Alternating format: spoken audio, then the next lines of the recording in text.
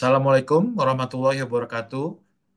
Pertama-tama saya ucapkan terima kasih kepada akang-akang, teteh-teteh, kolega yang telah mengundang saya, terutama dari Ketua Panitia ya, Kang Suryo Bantolo, spesialis neurologi. Terima kasih atas kesempatannya untuk memberikan suatu refreshing pada kita semua pada acara Halal Bihalal Dokter Alumni Semandel kali ini yang temanya diamanatkan kepada saya yaitu Stem Cell and Secretome Therapy, Syariah Perspective and Clinical Application. Dan sebelumnya saya juga memohon maaf tidak bisa hadir secara fisik bersama akang-akang teteh-teteh sekalian karena kebetulan saya ada tugas di luar kota. Mudah-mudahan ini tetap memberikan kehangatan dan eh, apa eh, sesuai dengan temanya kita saling memaafkan dan bersilaturahmi. Baik, saya Farid, saya dari Departemen Bedah Saraf, Fakultas Kedokteran Unpad, Rumah Sakit Unpad di Jatinangor. Ya, saya kebetulan memang berkecimpung, memiliki interest begitu ya di regenerative medicine ya, yang kita tahu ini merupakan salah satu tools gitu ya, terutama bagi kami di eh, bidang apa keseminatan bedah yang bila pasien-pasien kita tidak ada alternatif lagi untuk dilakukan tindakan pembedahan, kita masih memiliki terapi alternatif, terutama pendekatan terbaru yaitu terapi sel.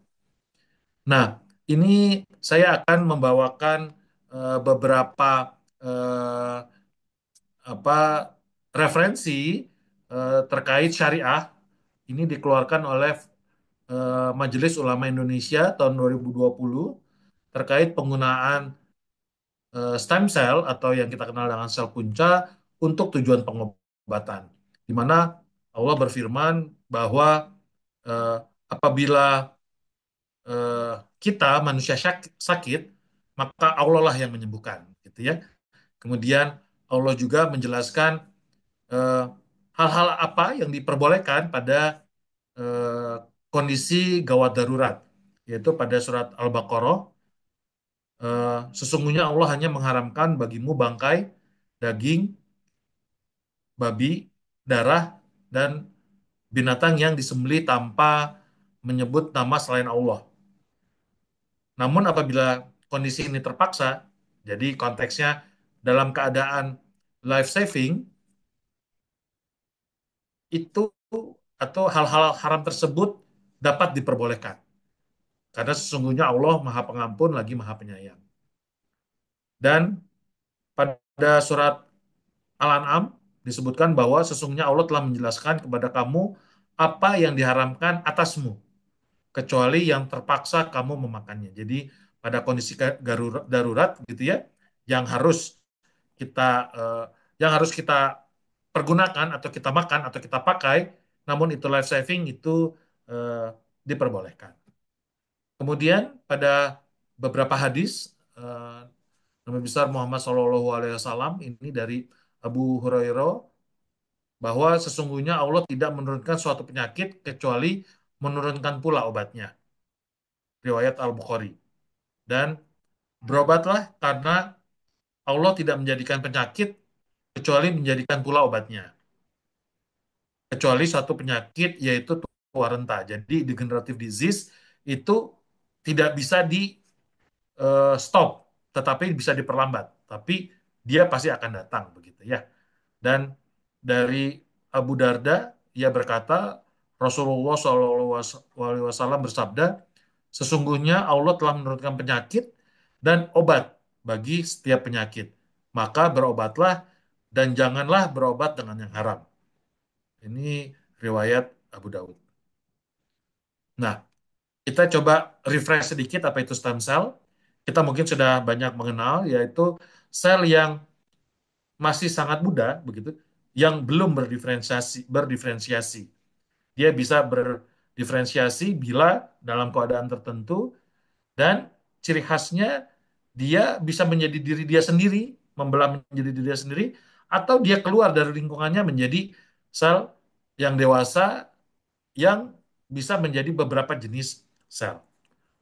Nah, yang kita sudah sangat pahami adalah potensinya memang sangat baik begitu. Namun kembali lagi kapan sel tersebut diisolasi?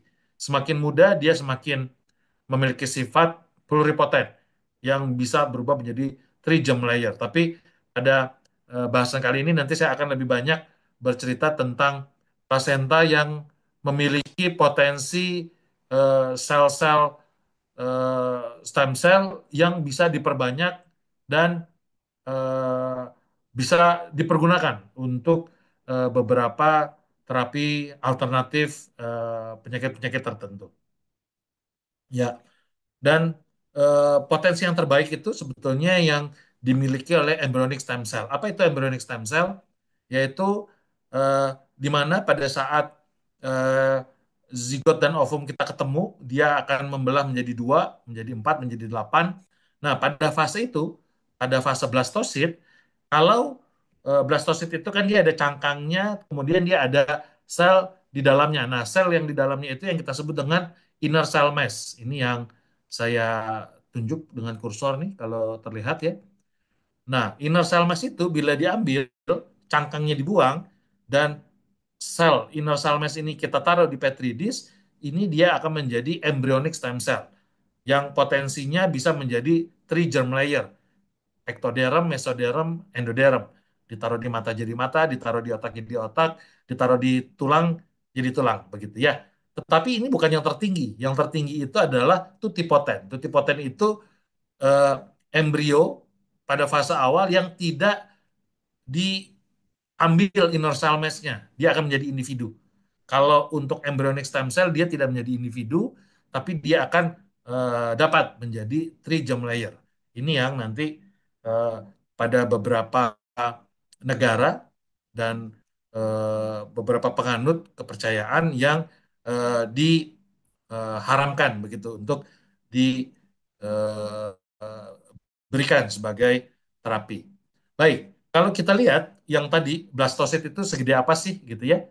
Karena untuk dokter-dokter kebidanan gitu ya, obgyn yang memperdalam tentang fertilitas ini akan sangat paham gitu. Bayi tabung begitu ya, mereka mempersiapkan blastosit untuk disimpan kemudian untuk nanti dipergunakan dalam proses reproduksi. Nah, eh, ukurannya sangat kecil gitu ya. Ini memang harus menggunakan mikroskop. Kalau ini kita umpamakan pakai dime-nya koin Amerika begitu ya, itu kurang lebih kalau ditaruh blastosit itu sekecil mata mata di gambar yang ada di koin tersebut begitu ya. Eh, di matanya Roosevelt ya itu sekecil itu ya harus menggunakan mikroskop. Nah, eh, sekarang industri banyak melirik plasenta karena plasenta ini memang eh, ya sebetulnya ini kan kita anggap sebagai limbah rumah sakit ya. Kalau sudah lahir plasenta dibuang. Kalau zaman dulu kita kubur dibawa ke rumah, tapi sekarang rasanya anak-anak muda hanya ngambil 10-15 cm gitu ya umbilical cord-nya, terus ditaruh di kasa, diamplopin, bawa pulang begitu ya. Sisanya ditaruh di rumah sakit, nanti rumah sakit bingung.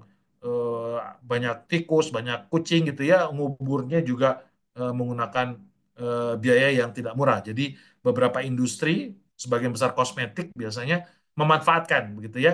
Kalau kita lihat ada amnionnya, ada chorion amnion itu yang menghadap ke bayi ya, chorion itu yang menghadap ke ibu. Kemudian ada eh, plasenta di dalam plasenta yang ulir umbilical cord-nya itu di dalamnya ada Wharton's gel yang sangat baik gitu ya sebagai mesenchymal stem cell nantinya. Kemudian ada umbilical cord blood-nya juga. Jadi blood-nya juga punya potensi yang baik. Kesemuanya ini nanti yang akan diisolasi dan diperbanyak di industri untuk allogenik gitu ya. Eh, Disiapkan bankingnya bisa dipergunakan oleh banyak individu seperti bank darah begitu. Tidak harus dari satu orang ke orang tersebut, tetapi dari satu orang bisa ke banyak orang. Ya, ini kita punya beberapa data di Bandung. Kita kebetulan saya waktu pulang dari Jepang, saya memang minatnya ke neural stem cell, tapi begitu pulang tidak banyak yang eh, tahu dan alatnya tidak banyak. Jadi saya disarankan oleh guru saya, mungkin ada yang kenal, Prof. Tono, Tono Juwantono di Bandung, ahli fertilitas. Udah aja, Rit, pakai aja plasenta, kan dasarnya sama ilmu sel ya. Jadi kita, saya beralih sedikit mempelajari tentang sel punca dari plasenta, drive plasenta begitu. Kita ambil tuh, yang paling kiri itu diambil dari air ketuban. Jadi air ketuban itu ternyata kalau kita endapin di bawahnya ada butir-butir sel juga, dia ngelepas dari amnion gitu. Yang amnion, kan amnion itu dia ada baseline-nya, ada matriksnya, ada selnya, ada epitelnya. Pada beberapa saat dia akan lepas juga gitu, tercampur dalam air ketuban. Kemudian yang di tengah ini membrannya, kemudian kita isolasi dari beberapa spesimen. Nah, kemudian kita menggunakan marker-marker tertentu untuk memastikan bahwa ini memang mesenchymal stem cell yang cirinya dia menempel pada dasar Petri dish dan yang memiliki beberapa karakteristik cluster differentiation. Itu apa ya? Ciri dari protein yang dia bawa. Kemudian kalau kita lepas tanpa growth factor, dia nanti berubah menjadi tiga tiga jaringan, yaitu yang paling bawah itu ya, yang coklat itu jadi sel tulang kondrosit, jadi sel tulang osteosit, kemudian yang biru jadi sel kondrosit, sel tulang lunak begitu ya, tulang eh, kondrosit. Kemudian yang paling kanan bawah akan menjadi sel lemak. Kalau itu kita bisa buktikan, berarti ini adalah mesenkimal yang kita isolasi. Nah, dari pertumbuhannya ternyata doubling time-nya juga sangat baik. Begitu ya. Kalau kita lihat itu yang kuning itu yang kita ambil dari air ketuban, yang merah itu dari amnion membran, jadi membrannya kita cacah-cacah begitu. Kemudian yang biru Wharton's gel. Wharton's gel itu si jaringan pengisi yang mengisi dari umbilical cord blood. Karena umbilical cord, karena di dalamnya kan ada vena arteri ya, dan ada seperti jelly gitu, seperti agar-agar yang meliputinya. Nah, ternyata yang paling bagus itu yang kita isolasi dari eh, apa air ketuban. Jadi zaman dulu orang berpikir, oh gimana kalau kita ambil aja air ketubannya ya untuk kemudian kita isolasi. Namun tekniknya sulit begitu ya, karena kan kita ya kalau pecah ketuban kan kita biasanya sulit ya menampungnya begitu ya. Jadi sampai saat ini yang paling banyak dipergunakan di industri adalah yang Wharton's gel, karena walaupun secara doubling time-nya tidak sebaik eh, cairan ketuban, tetapi dia paling mudah didapat dan paling mudah diisolasi. Kalau amniotik membran amnion, biasanya lembaran-lembarannya kita pakai untuk jaringan-jaringan penyembuhan luka gitu ya, untuk penutupan luka, luka bakar, diabetes gitu ya, itu kita banyak pergunakan dengan membran amnion. Oke, ini tadi penjelasannya mengapa industri sangat melirik placenta derived stem cell. Namun sumber selain placenta ada, gitu ya, paling kanan ada dari bone marrow, dari adipose tissue, begitu ya, lipoaspirate, begitu. Kemudian dari pupa gigi, gitu ya, itu juga bisa. Tetapi industri mencarinya yang mudah dan masif, bisa banyak. Kalau yang mesenkimal yang lain biasanya untuk autolog dari dia untuk dia. Kalau yang placenta derived stem cell karena dibuang-buang gitu ya di rumah sakit ibu anak misalnya, mereka mau nampung tuh, dan itu mereka akan eh, isolasi dan perbanyak ya untuk banking. Nah, kalau kita ngomong stem cell itu kan selnya ya, selnya. Tetapi saat stem cell itu dikultur, dia juga mengeluarkan apa ya, mengeluarkan zat-zat yang baik begitu. Eh, apa istilahnya kalau dia orang dia mengeluarkan keringat begitu. Nah, keringat yang tercampur di dalam medium pertumbuhannya itu kita sebut dengan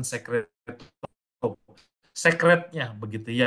Nggak bukan sel tapi dia eh, produk metabolik dari sel. Begitu. Kalau saya umpamakan kalau kita makan bakso, nah baksonya itu stem cell. Kuah baksonya itu sekretom. Kalau kita seruput kuah bakso, kita nggak makan bakso, tapi rasa bakso begitu kuahnya. Ya, jadi dia tetap baik dan eh, komponen di dalamnya banyak. Jadi sekretom itu besarnya, tapi kalau kita isolasi lagi, kita spin, nanti dia akan ada bagian-bagian lagi lain. Itu yang kita kenal dengan eksosom, eh, mikrofisikel gitu ya, protein gitu ya. Itu adalah bagian dari eksosom dan eksosom ini juga nanti dikeluarkan di undang-undang. Jadi terapi sel secara besar itu terdiri dari sel, stem cell, dan metabolit. Nah, metabolit itu yang merupakan sekretom pada pelaksanaannya. Oke, kita lanjutkan bahwa para pemikir Islam gitu akhirnya beristihad gitu ya, berpikir semaksimal mungkin dan untuk menetapkan hukum-hukum gitu ya terkait penggunaan stem cell dan ini dimunculkan pada simposium nasional di Yordania 2011 yang menyatakan bahwa stem cell yang berasal dari darah tali pusat atau plasenta berdasarkan dari penelitian ilmiah yang didapatkan terdapat manfaat ya baik dia disimpan yang nanti akan dipergunakan kembali. Jadi banking kemudian nanti diisolasi processing unit.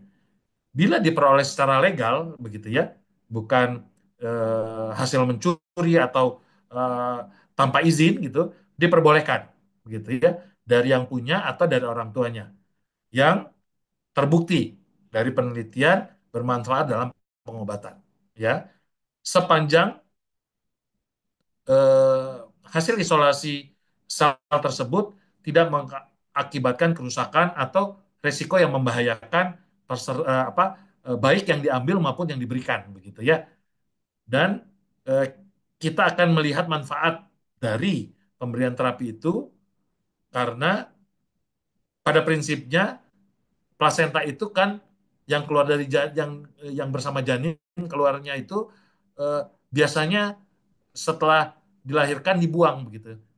Jadi kalau dia pemikirannya dimanfaatkan dan punya potensi menyembuhkan itu menjadi baik begitu.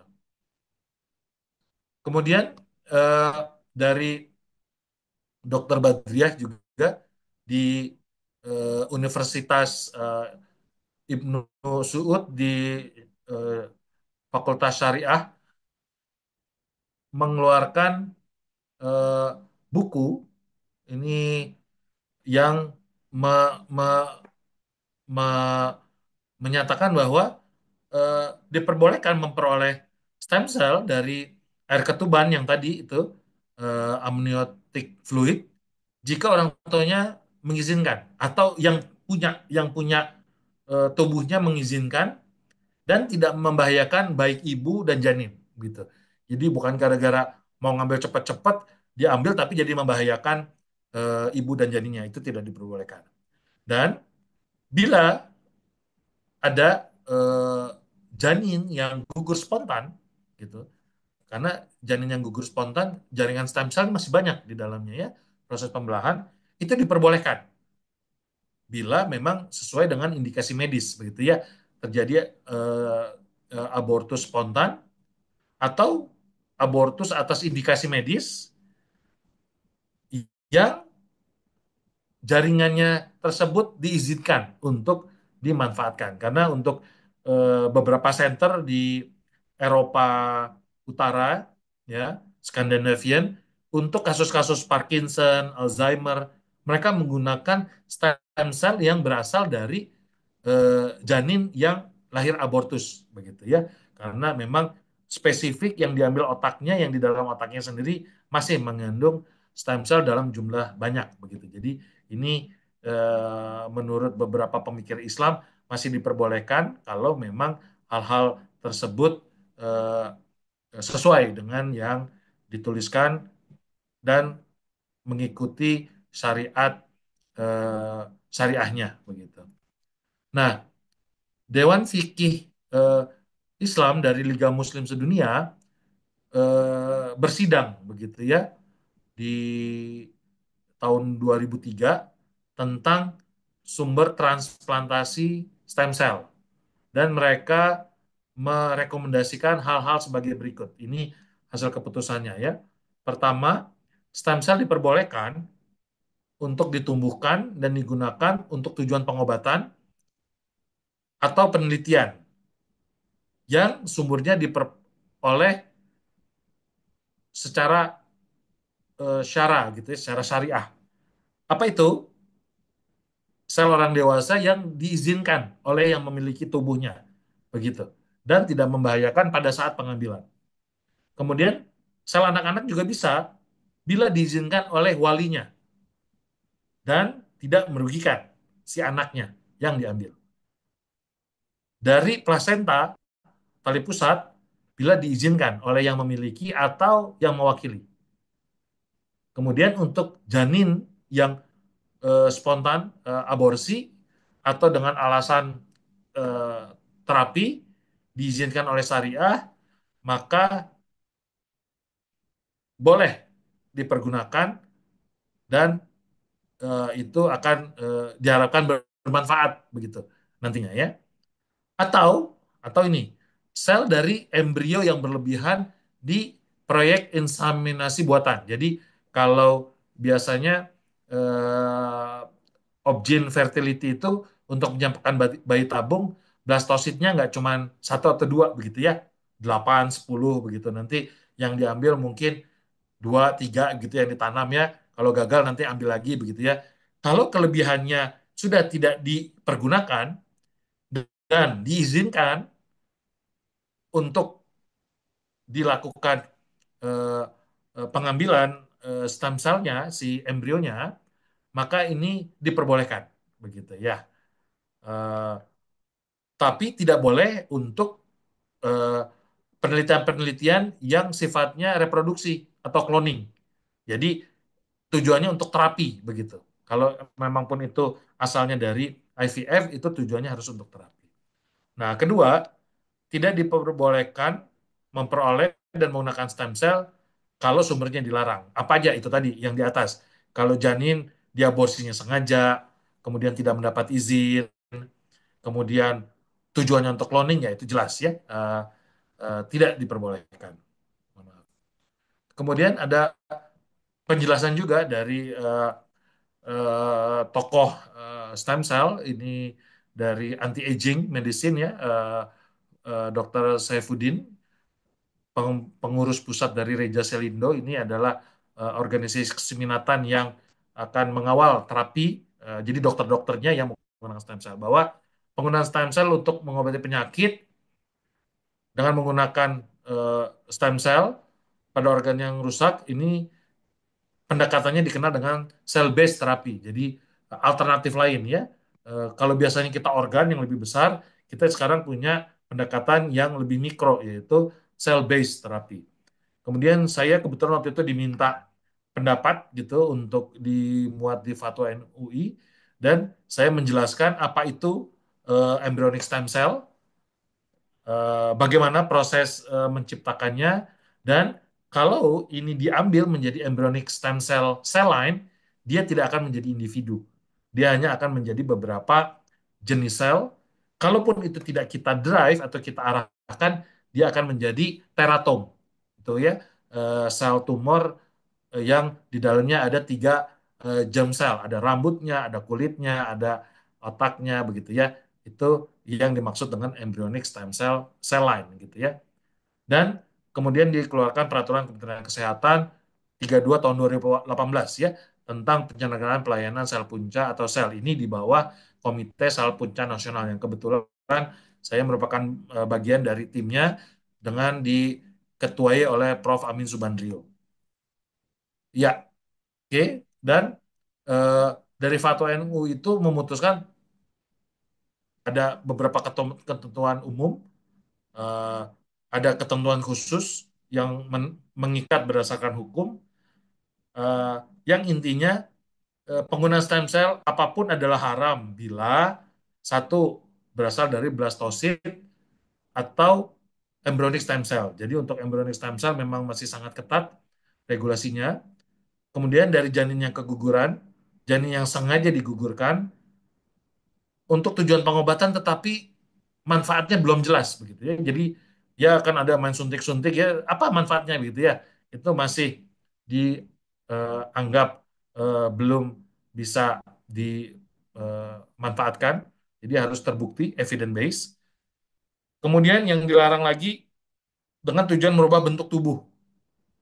Ya, yang kosmetik yang benar-benar berbeda dari eh, pembentukannya misal gitu ya. Kalau saya ini agak eh, mendelep gitu ya hidungnya tuh saya mau yang indah begitu ya.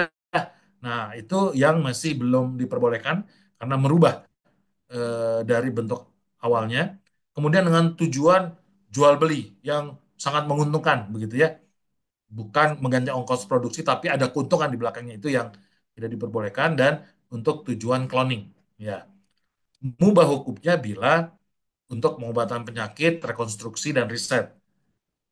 Serta rekomendasinya adalah pemerintah, tenaga medis, dan masyarakat diminta menggunakan fatwa MUI ini sebagai pedoman.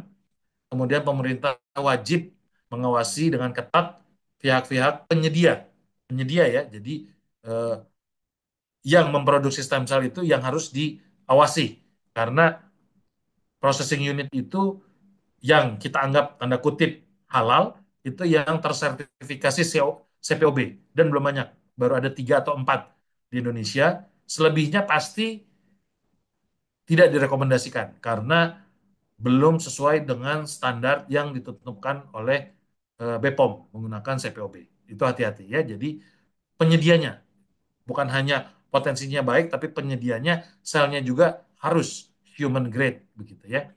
Dan tenaga medis harus selalu mempertimbangkan aspek-aspek tadi yang dimunculkan syar'i gitu ya pada rekomendasi MUI untuk semua tindakan medisnya ya. Dan ini pembentukan eh, Komite Salpuca Nasional tahun 2021 saya kebetulan di, diminta untuk eh, memimpin subkomite 2 tentang standar layanan dan siapa yang boleh begitu ya, kompetensinya begitu. Jadi standarnya sekarang kita baru keluar yang pertama itu untuk ortopedi, mudah-mudahan menyusul untuk bedah plastik, selanjutnya bedah saraf dan saraf gitu ya neurolog.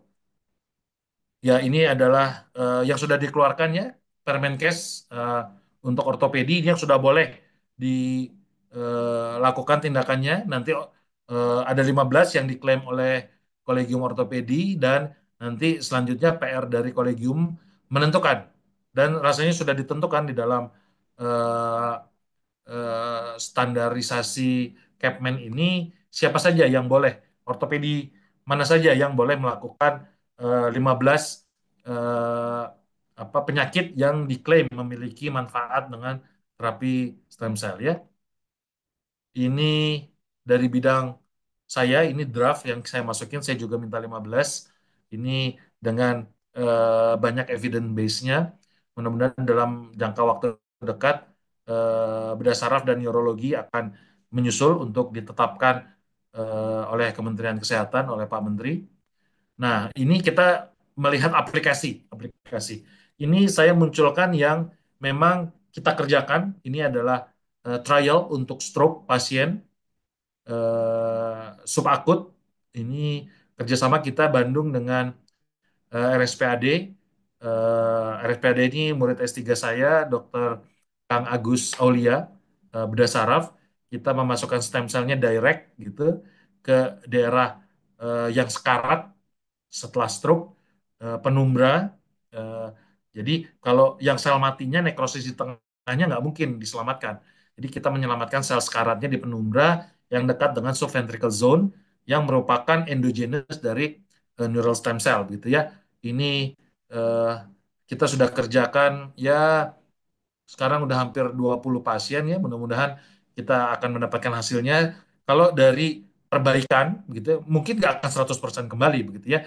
Tapi dari NIH SS score dan ranking modified score-nya kita temukan banyak perbaikan, terutama pada pasien-pasien stroke yang usianya lebih muda, karena sekarang banyak pasien stroke yang usianya muda ya. Kemudian ini kita juga ada trial untuk HIE, hypoxic ischemic encephalopathy, yang dianya jadi tantrum, atrofi, hipoksik berat begitu ya, minum obat-obatan banyak gitu ya untuk kejang. Nah, itu bisa kita sedikit ada perbaikan klinis. Nah, ini mungkin yang agak ngetop ya. Ini waktu itu tentang diffuse injury ya. Orang muda digebukin karena rebutan pacar begitu ya. Ini mungkin akan teteh-teteh pernah dengar ya kasusnya ini David Ozora. Ini datang ke kita dengan kondisi yang ventilator dependent begitu ya, tidak responsif. Pada MRI-nya kita ketemukan adanya lesi, itu yang saya lingkari.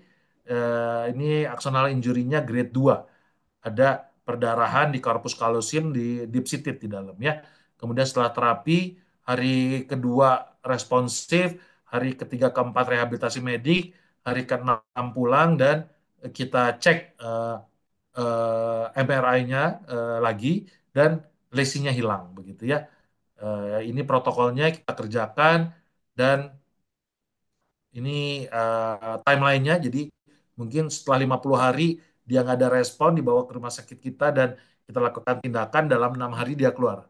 Waktu dia keluarnya aja saya tahunya dari media begitu ya, udah di media, udah kemana-mana, oh udah pakai roller gitu ya, dia udah jalan bagus ya, dan kita sudah publis ya eh, kasusnya untuk bisa semua pelajari terkait eh, indikasi, kriteria seleksi, dan bagaimana cara memberikan dosisnya. Nah, ini saya juga punya proyek murid S3 yang ini bisa play nih. Nah, dia buat kelinci lumpuh.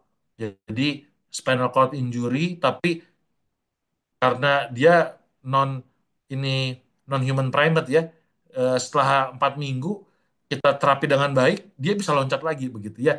Jadi ini yang menjadi dasar stem cell pada spinal cord injury. Ini memang dimunculkan di kurikulum American Board of Regenerative Medicine, dan kita juga eh, bersama teman-teman begitu ya, ortopedi, neurolog dari UGM melakukan trial, clinical trial untuk spinal cord injury kronik begitu yang sudah lumpuh. Kita eh, proyeknya juga sudah selesai, sedang publikasi. Tapi saya kasih sedikit gambaran. Ini success story ya pada anak kecil, kompresi 2,5 tahun, lumpuh dia. Eh, ini saya putar ya, 2,5 tahun dari torakal 3, 5, ada lesi, ada kompresi, ada militis, kompresi kronik, dia lumpuh. Dia nggak bisa gerakin dua-dua kakinya, otonomnya hilang.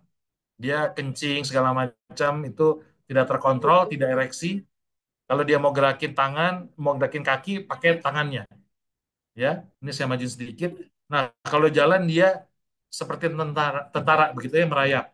Dan kita lakukan operasi dekompresi, kemudian terapi pertama sebulan dia datang klonus, ya, dia mainin otot jempol, dia mainin jempol, dia tadinya kalau dia gendong dia nggak bisa jepit, nggak bisa ngejepit pahanya ke ibunya, biasanya jatuh gitu, ya. Nah, ini dia bisa jepit, ya. Kemudian yang lebih gembira lagi dia bisa ereksi. Nah, eh, dia klonus, refleksnya keluar, dan ya itu refleks tuh, ya, dan dia ereksi gitu ya. Jadi otonomnya ada perbaikan, ya. Oke, ini kita lakukan 3 siklus. Sekarang pasiennya, eh, pemberian kedua dia berlatihan berdiri dengan rehabilitasi medik, dan pemberian ketiga sampai saat ini dia sudah berjalan, latihan berjalan. Oke, dan ini kita baru publish, keterima publikasi terkait eh, kasus transfer myelitis dengan kompresi spinal cord injury kronik. Ya, jadi eh, saya hanya ingin merangsang kita semua melihat yang selama ini eh, apa dianggap tidak memiliki evidence base. Bila kita care dengan pasien-pasien kita, maka kita harus melihat dari sisi non-treatable disease yang tidak semuanya akan kembali ke eh, kondisi awal, namun dia setidaknya memiliki perbaikan baik dari lab, imaging maupun klinis. Dan ini adalah beberapa kolaborator yang banyak membantu kita dalam eh, menemukan evidence baru agar pada pelaksanaannya nanti kita lebih banyak memiliki modalitas dalam terapi penyakit-penyakit yang tidak dapat disembuhkan. Baik, ini adalah tim saya di rumah sakit eh, Unpad yang baru di Jatinangor, dan mudah-mudahan kita bisa banyak menemukan evidence lain, serta pada kali ini saya juga sekali lagi memohon maaf tidak dapat bersama akang-akang teteh-teteh teman sekalian dalam bersilaturahmi. Mudah-mudahan lain waktu kita dapat bertemu secara langsung, dan eh, kita dapat memiliki lebih banyak kontribusi dalam memberikan eh, edukasi kepada rekan-rekan, teman-teman, bahkan masyarakat sekitar kita. Sekali lagi, terima kasih kepada Kang Suryo Bantolo dan eh, sebagai Ketua Panitia, Kang Heri sebagai Ketua DAS. Mudah-mudahan tidak bosan-bosan dalam perjalanannya, selalu mengingatkan dan mengundang kita bila ada event-event selanjutnya. Terima kasih. Assalamualaikum warahmatullahi wabarakatuh.